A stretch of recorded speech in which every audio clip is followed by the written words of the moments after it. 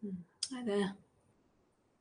Oh, hello. My name's Laura, and we have somebody called Valerie. Hi, Valerie. How are you? Hi, can you hear me? I can hear you. Okay. Yeah. Good. Hi. Good. Hmm?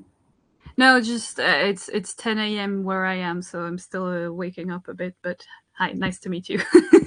You too. Are you studying anything at the moment, or did you literally just join? No, I mean, you mean studying on Code Academy, or Hmm. I'm studying data analysis or trying Mhm. to. But I have a master's in marketing, so I feel like it's always good to brush up on search engine optimization. So. It is indeed. Okay. All right. I mean, we might as well just jump in, if you don't Okay. mind. Or is there anything you'd like to share? Or No, I just hope for you that there are going to be other people to join because there was quite a few people signed up. But to be honest, it's always like that. I'm not particularly fussed, if I'm being honest, because there's always a lot of people signing up. But then I think the time zone is just a bit difficult because I live in Korea, and that tends to be quite tricky for a lot of people. yeah, Um, I saw mm, that you lived in Korea. Yeah. Okay, mm. I'll let you get started. But yeah. All right. So let me just bring that up on the screen. Can you see the presentation okay on the screen, Valerie? Yes, I can. Yeah. Okay. All right. So jumping right in. So welcome to Technical SEO in Python for Beginners. My name's Laura. And yeah, just to briefly introduce myself, I'm based in Seoul here in Korea, and I am a marketer as well as yourself. And I mainly enjoy coding in Python as a hobby. And I've actually been with Code Academy for quite a while. I've been hosting events here since 2021, so it's been a couple of years at this point. And yeah, just to briefly give you a quick little layout of what we're going to do today. So we're going to talk about what is SEO. We're going to talk about what are some areas of study of technical SEO in Python. And then at the end, there's going to be a very practical, very easy, very hands-on session where you might be able to analyze your own website if you want, or maybe another website of your choice. So yeah, just to quickly touch on SEO. So it means search engine optimization. And we have different kinds of SEO actually. So for one, there's on-page SEO. So we have things like keywords, HTML tags, links, and ideally these all should be up to date. There shouldn't be any broken links. Then we have off-page SEO. So for example, we have backlinks, we have guest posts, there's PR, there's listings. So, sometimes you have collaborations between brands, that sort of thing. And then there's also technical SEO, which is what we're looking at today. So we have aspects like security and site speed. We have indexation and sort of like, yeah, just user friendliness and accessibility in that sense. And we're just going to touch on that as sort of beginner level at this point. Yeah. And so what we're looking at today is just 5 very short, very brief concepts. So the first thing we're going to look at is meta tags. And meta tags can be useful because if I'm a search engine, let's say I'm Google, I'm not really, how do I know what your page is about, right? And meta tags help with that thing. Then we have schema. So schema are more sort of about rich data where they provide search engines with info about your site's user friendliness. So for example, if you are an aggregate review website, you will have things like, for example, star ratings, or if you're a sort of restaurant review site, you might have contact details of certain restaurants, that sort of thing. Then we will check page speed. Ideally, the faster the better because nobody likes to wait while websites load, to be honest. Then we have a little SSL check. SSL means secure sockets layer, and it's basically a sort of standard encryption model for a website where you as a user sort of rest assured that your the data that is between you and the website is secure and encrypted and ideally shouldn't be hackable. And then lastly, there is something, a little image alt attributes checker. So that is for images on your site or on your blog, whatever you're choosing to look into. And that's useful because there might be people with visual impairments who might be visiting your website. And if they know what your image is about, it might be useful for them. And it's also useful for search engines to better index your page and see, okay, is this a website that I actually want to bring up when I bring up search results? Yeah, and that's pretty much it, to be honest, for the theoretical part. And I'm just going to check if there are any questions, and then we can move on to the practical side of things. Just a sec. Okay, somebody else has joined us. We have somebody called, I'm not sure what your name is. No questions. Can you just maybe tell me how you would like to be addressed? What's your name?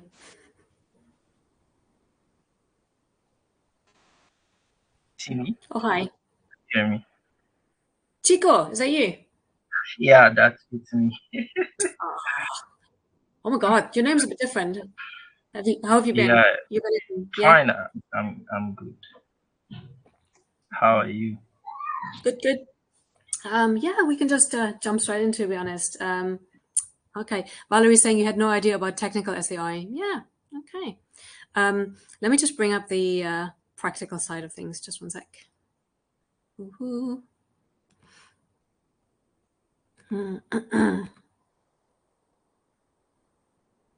All right. Wait, we're at the end. Let's go back to the top. Okay, so that's just the little introduction that I have at the beginning. Can I just check, is either one of you looking to code along on a practical level? Or are you just here to watch? I think for me, I'm just here to watch because I'm not coding savvy at all. So. Well, no. What about you, Chico? Do you have a website you want to analyze during this meeting? I wouldn't mind doing. Let me just shoot up my. I have to shoot up my Anaconda. Okay. Notebook. All right. In that case, what I'm going to do is I'm going to pop the commands maybe into the chat so it's easier for you to follow along as well. Yeah, okay. So just to share, so the code editor that I'm using is VS Code, and I have basically implemented a little Jupyter Notebook environment just because I like how it displays information. It's very user friendly. Okay, so just to recap, so my name is Laura, and I work in marketing, and so I actually haven't done any technical SEO for my company, but I was always interested, and it's kind of related to marketing, so that's why I got into it. And I'm actually using my personal blog during this meetup. It's a makeup and beauty blog because that's what I like. Just to put that out there, and let me just put the libraries into the chat as well. Next slide. Okay, so it's just three little libraries. We've got requests, we've got beautiful soup, we've got time. Little side note, I was always really curious why a Python library would be called beautiful soup, and apparently it's related to a bit in Alice in Wonderland.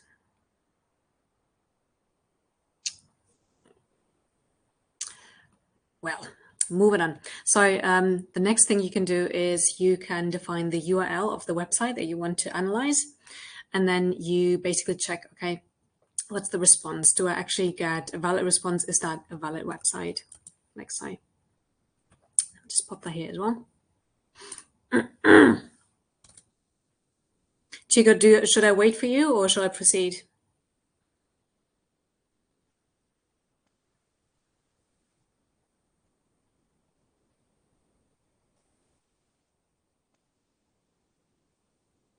Am I going too fast?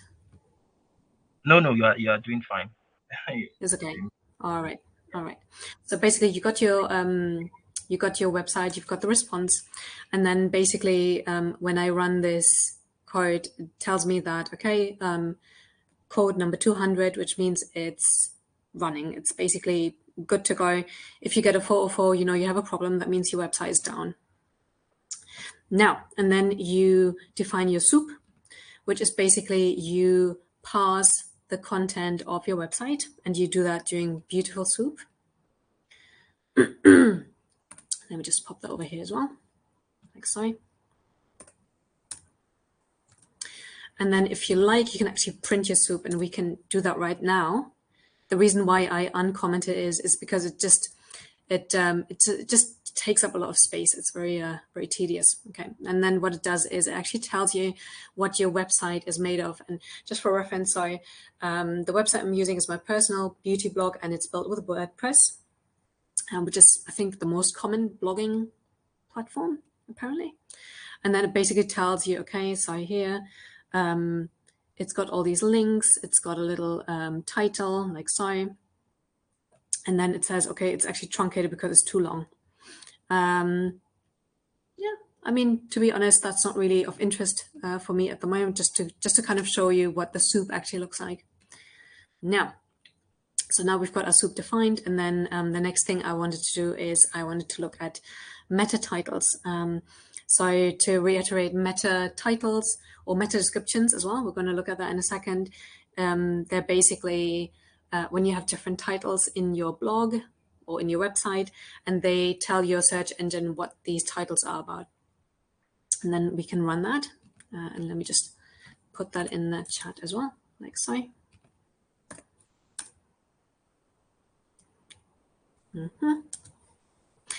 And then when I run that code, this is what I get. Okay, actually tells me, okay, there are no meta titles. So for me personally, that means maybe I should look into writing meta titles for my blog, so that my blog can be found more easily by a search engine. Okay, moving on. So the next thing you can do is meta descriptions. So it's pretty similar to the one up here. The only difference is that instead of title, it looks for descriptions. Okay. And I'll put that in the chat as well, like so.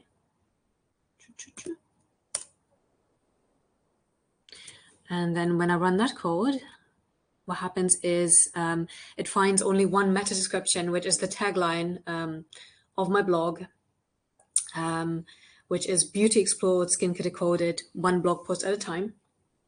Okay. So I'm thinking to myself, maybe that's still not enough. I might look at maybe writing a longer description or making it more interesting. Okay.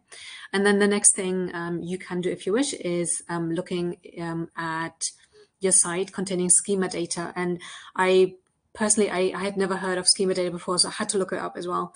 So schema data helps search engines interpret your website more effectively. So for example, recipes, star ratings, prices, event dates, also things like, for example, contact forms or contact details. And it's just the little spelling mistake, shame on me. It makes your website more interesting and more interactive, more engaging for people as well as for search engines. There you go. Okay, yeah. And the source that I had was actually Google Search Central, and it is an introduction to structured data markup. So structured data markup contains a lot of schema data. And there's actually also an interesting article on 10Web. Let me maybe just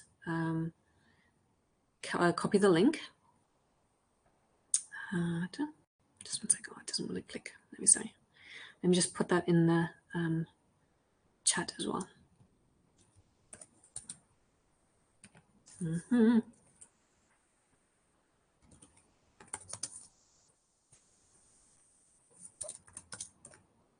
Okay, and Valerie's asking, okay, you're a bit lost with the terminology. What's a soup and what's a meta title? Okay, so let's go back for a moment. Okay, so basically you have this library called Beautiful Soup, and what it does is it scrapes your website. It helps you get information from your website. And if we look at the code for a second, so here we have that Beautiful Soup element. And it basically, it contains the HTML data of your website. Okay, and let me just print that again. Let me just show you what the soup looks like, the beautiful soup. So that's a beautiful soup object, and that's the response that I get from my website. Okay, so that's basically the code behind your website. And it starts with doc type HTML. It says, okay, this is the language of that blog. It tells me what characters it's set in. It tells me the title of the website. It's basically, it tells you what the website is built on in HTML. Let me just maybe show the full element. Okay, so it's basically the whole front end part of your website. Oh, that is long, isn't it? Oof. Oh my. So if I understand, a soup is basically all the different components of your website. Okay. All the front end data, basically. Okay. Okay, let me just minimize that for a sec. Okay. Whee. Like Chico said, it's basically, it's a variable that contains all your HTML data of your website. Okay. And that's how I know that actually I don't have a meta title. That's what I need to work on. And it actually tells me I only have one meta description. So maybe I should work on writing better descriptions or writing more or longer descriptions. Now, let's have a look at schema data. And I don't know, for some reason I found schema data really interesting. So there are different examples of schema, and apparently I am not good at spelling. So for example, there's something called product. So if you have an e-commerce website, for example, prices, availability, and reviews, that is an example of a schema. Then there's something called breadcrumbs, where you can display a navigation path in search results. So for example, what kind of sub pages are in your website? Then maybe there can be schema for persons, organizations. So for example, names, contact info, and there can also be articles. So this is something that's often used by blogs, by news websites, informational websites to give context about the content. And so reading up about schema, I was expecting my blog to have at least maybe, to have schema data about articles, right? So I run my little schema, and the input is soup, okay? And I'm telling the function to find everything with this attribute, okay? And if there is a schema tag, it should strip the schema tag, so it should remove white space, and it should return all the schema tags for me. And then I run my schema check, and actually turns out that I don't have any schema on my website. So that was a bit disappointing. Let me just put that in the chat as well. Sure. Like so.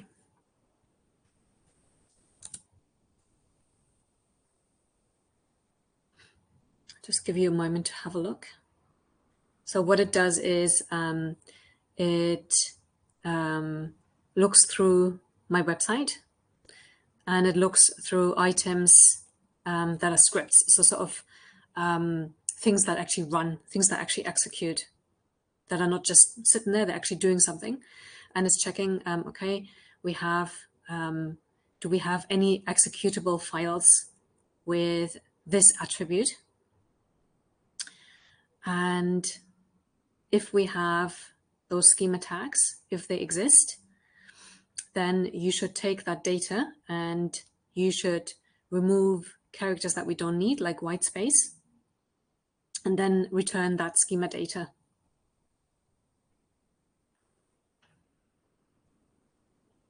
Chico, can I just ask, are you analyzing any pages yourself?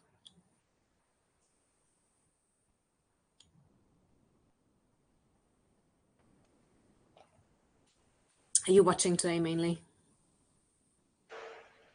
Mostly watching today.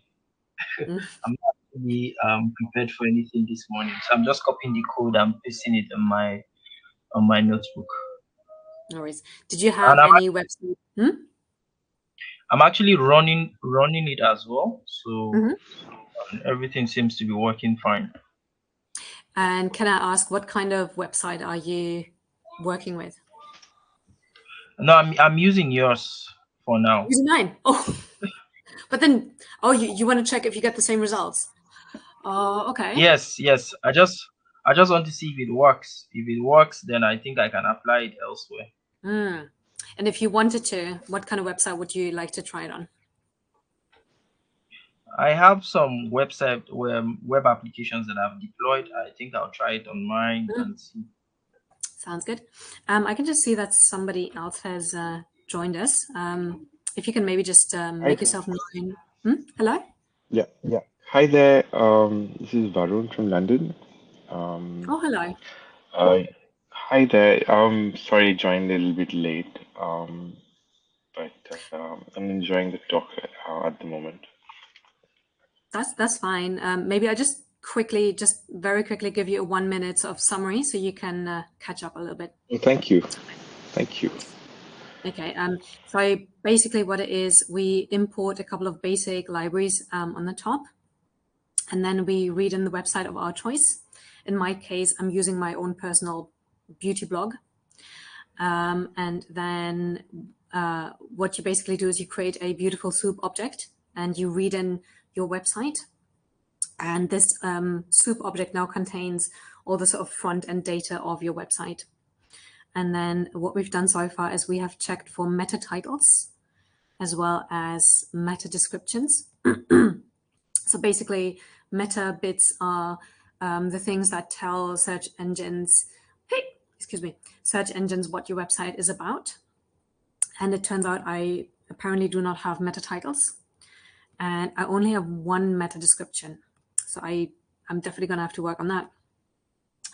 And then the other thing we looked at was schema data. So schema data is sort of rich data about your website that's also used by search engines. So for example, does your website contain prices, availability, reviews, sort of extra rich data that makes a website more engaging, more interesting to users. And I ran that little code as well. And as it turned out, I didn't have any schema. So that was a bit disappointing because I'm actually using things like star ratings on my website. I was a bit surprised, to be honest. Okay, all right. Moving on to the next bit. So that's Okay, that's really very helpful. Sorry.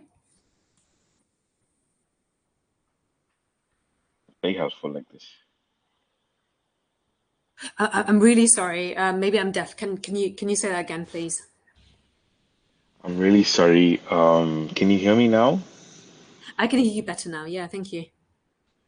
I'm doing something with my earphones. It's being funny. No, this is what you're doing is really, really helpful. I can see the value what you're doing. So this is great. I think for me, I am actually interested in scraping information from the internet. So Beautiful Soup is actually quite useful that way, because you can scrape information from the website and make your own data pipeline. So that's from that Absolutely. perspective. Absolutely. Right. I think what's really good about Beautiful Soup as well, and I've done that in the past. I have it somewhere on my repo, is you can also use Beautiful Soup to scrape data from your website and then read it into data frames for analysis. So that's quite cool as well, actually. Right. Amazing. Great stuff. Mm. Okay, please It's carry on. really Sorry to cool. disturb you. Thank you. No, all good, all good. So the next thing we can look at is actually page speed. And so ideally, nobody likes a really slow website, right? And so you use the time library for this one. You have a start time, and then you have a basically you get the response, and then you get an end time. And then what it does is you deduct, you subtract the start time from the end time, and then it tells you ideally how fast your website is. So let me just pop that in the chat as well. Like so. And then, so that was kind of interesting, right? So I was calling this function a couple of times, and I found it very interesting how there are different results every time. And so I wondered why that would be, because, in my head, it's like, oh, machines, computers, like everything should be really straightforward and should be the same all the time, right? So apparently page speed can vary a little bit because the requests being made to the server, in my case, is the WordPress server. There are different amounts of requests being made to servers, and that has impacts on the page speed. And I checked, and apparently if your page speed is below 3 seconds, that is considered quite good. Okay, so we can run that a couple of times now. So here it says 0.28 seconds. So that is less than 3 seconds, which is good. But let's try running it a couple of times, and let's see what happens. It's quite interesting. Boom, 0.41, 0.38, 0.32, 0.31. So it's quite different every time, which I personally found quite interesting.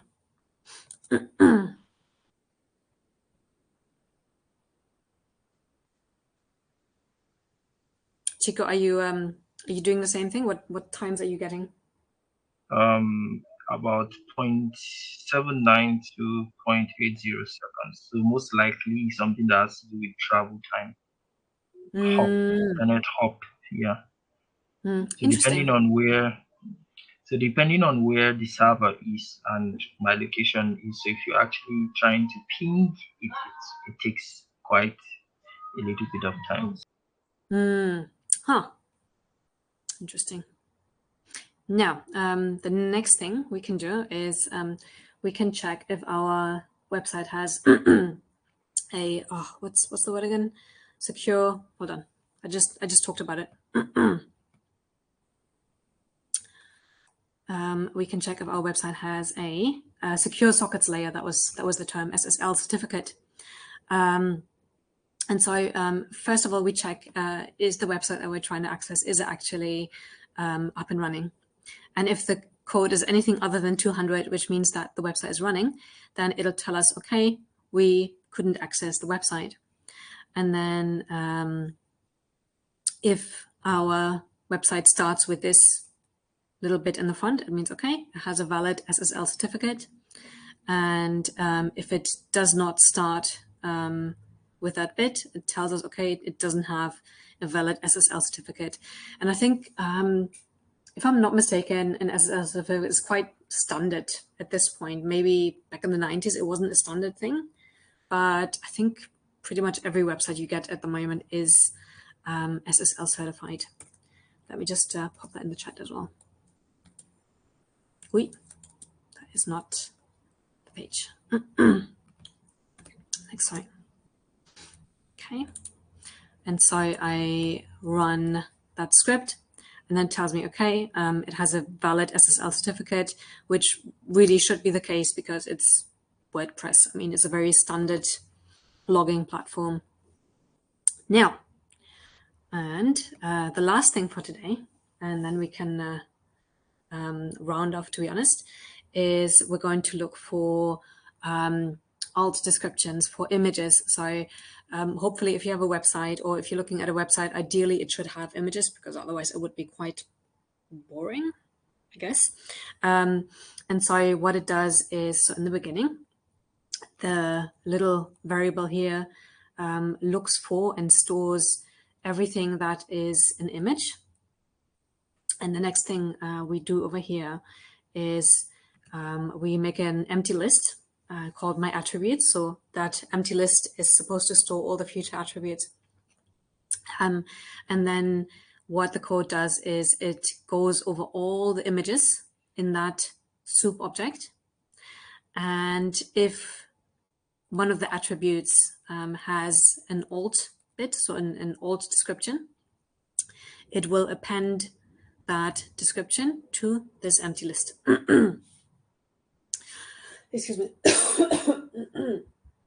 And if there are no descriptions, then it'll just return an empty list.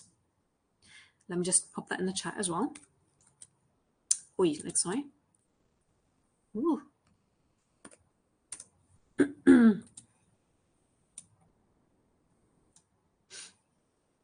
And then when I ran this code on my website, it told me that apparently I only have one single poor little image that actually has a description.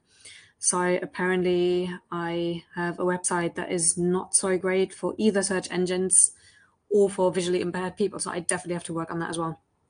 So having done all these little checks, right, I wrote myself a little to-do list.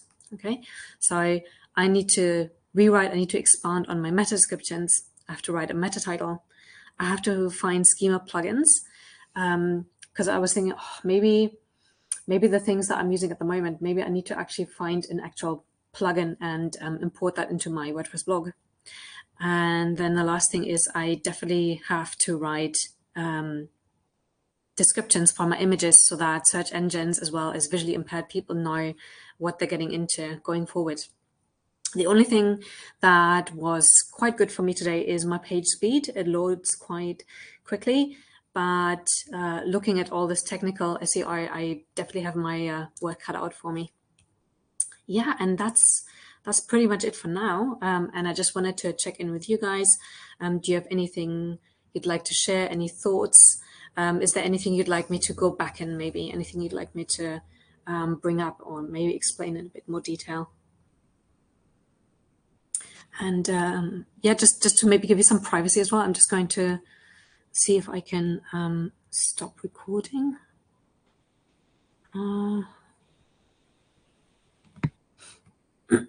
No, unfortunately, as long as the meeting's running, I cannot actually stop the recording. But I think let me just have a quick look. No, I think you're right. As long as it's recording or running the meeting, you can't stop it. But I don't mind sharing my thoughts. It's definitely out of my depth, but it's also good to know that these things exist, and it's like motivating to learn Python. I love also the terminology they chose of soup and beautiful soup, so makes it fun.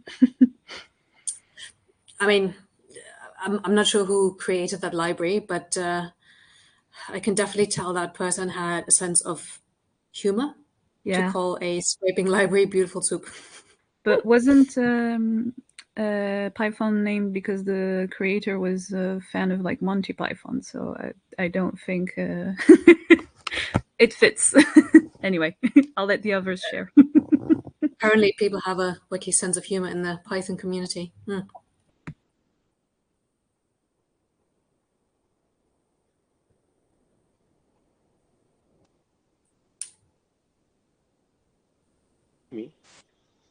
This particular analysis, and to also address Valerie's concern. So I think I've always heard of search engine optimization, but I never really bothered to to look into it. So at least this is its first, and hopefully it's going to point me to the right direction. As for Valerie's concern, Python is quite an interesting programming language, and because it's human friendly compared to a lot of programming languages like Java or C. Unfortunately, yeah, I've actually done programming in C and Java and JavaScript. And so, so a lot of these terminologies are like, so the soup are like variables you give to something. It's a representation of something, and you could use anything for it. You could say X, you could even use your name for in place of soup. So those are like variables you term to something you want to represent at a local level. So it's pretty interesting. It's not so difficult to once you get the hang of it, I think you're good. Great. I just had one query. If you could just share that file, that IPYNB Jupyter file, that'll be very helpful for me. Is it something you're sharing? Are you willing to share that? I actually do that after every meeting. So what I was planning on doing, and maybe you can tell me if there's a better way or if that's okay for you. What I do after these sort of like workshopy meetups is I download the file, the actual video file, and then I upload it onto YouTube as a little walkthrough. Right. And then in addition to that, I take my notebooks and I upload them on my GitHub, and then I tend to share the results in a separate separate blog post. Would that be okay? Oh, wonderful. That's Yeah. perfectly fine. That's great. Yeah. Okay. Yeah. I just don't know what's your GitHub account. I don't know. Are you a member of the Python space on Codecademy? No, I'm afraid no. I've just finished the full stack. Well, I've just come to 90% of the full stack program, and I think I'm going to the Python program now, and I think then I'll start joining all the clubs and so forth.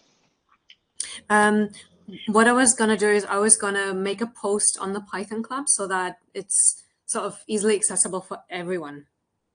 So Got it. Understood. yeah, if you don't mind, I think it might be easier for you to just join the Python Club, and then obviously if you don't like it, you can just exit the club right after. It's that's fine. But just for transparency's sake and have it accessible for everyone, I just kind of prefer to post it on the space as a separate post. That makes perfect sense. Thank you. Okay. And Valerie's saying if that's the user-friendly version, you can't miss. Oh, Java's painful, Valerie. Oh, and C, was that? Oh, yeah, I think one of my. Oh, yeah, Your Jupyter Note, are you running it on VS Code globally, or it's inside a virtual environment? I think. No, it's a virtual environment, right? Yes. I did. Hold on, let me just bring up the Sorry. command.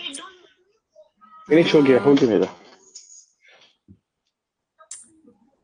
What was I using? Just one sec. This one. Yep. Pip env. Yep. The shell command, I think. Let me just see.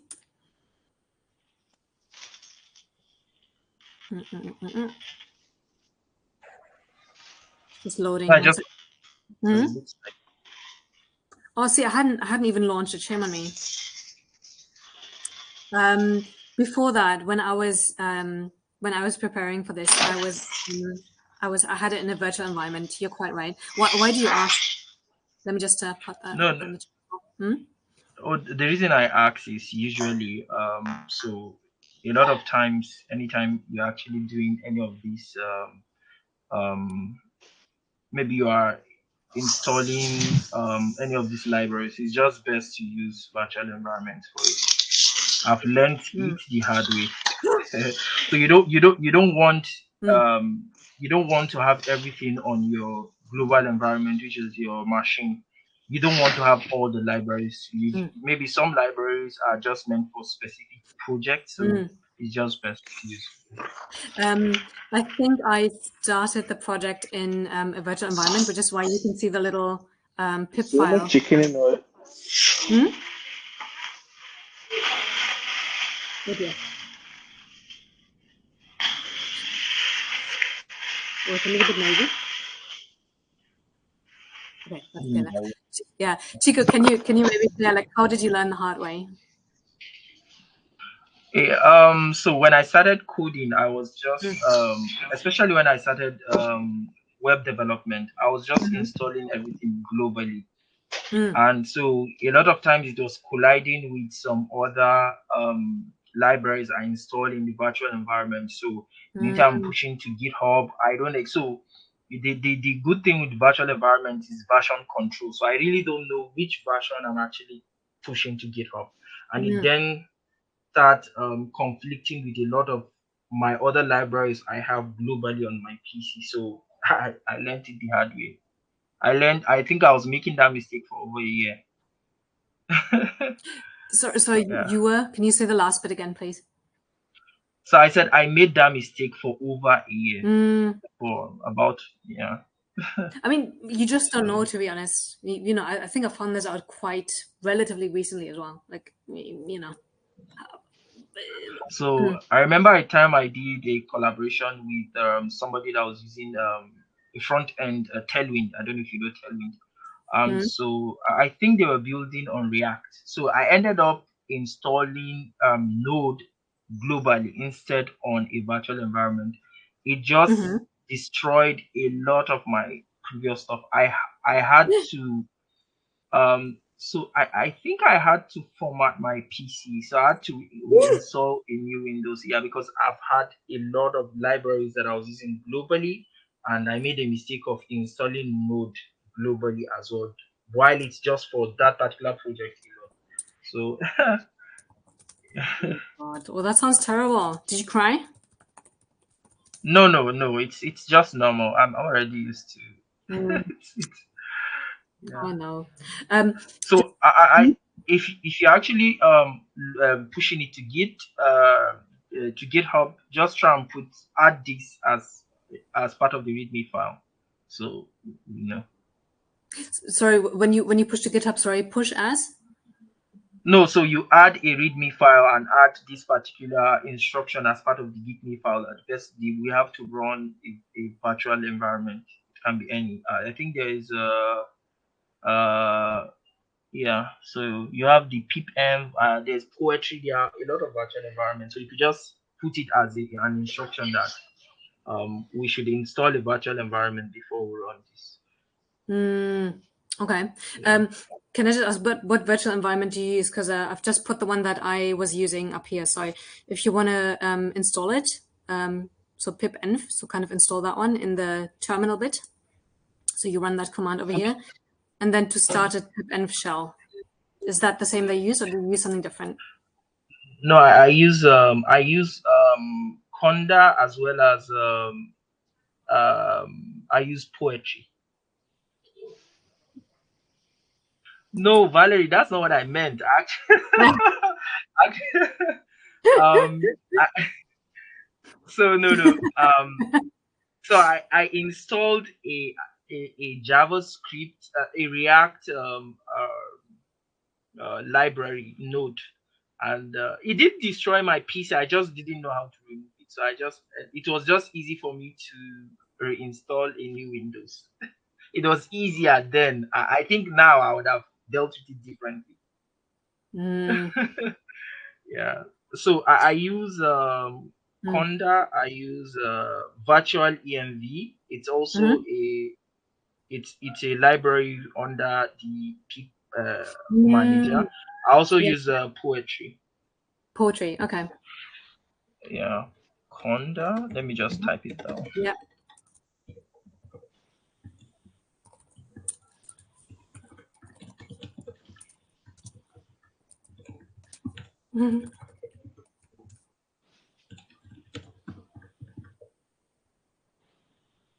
All right.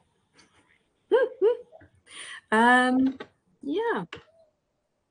Because I'm kind of at the end of this little meetup. If you don't mind, I can wrap up now, or I can also, let me just see. I think I might be able to leave it open, so if anybody who wants to stay back can stay back without me being present. What do you prefer?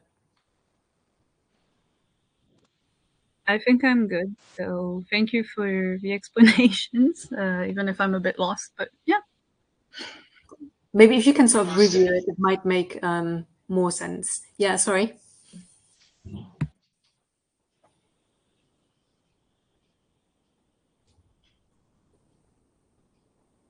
No.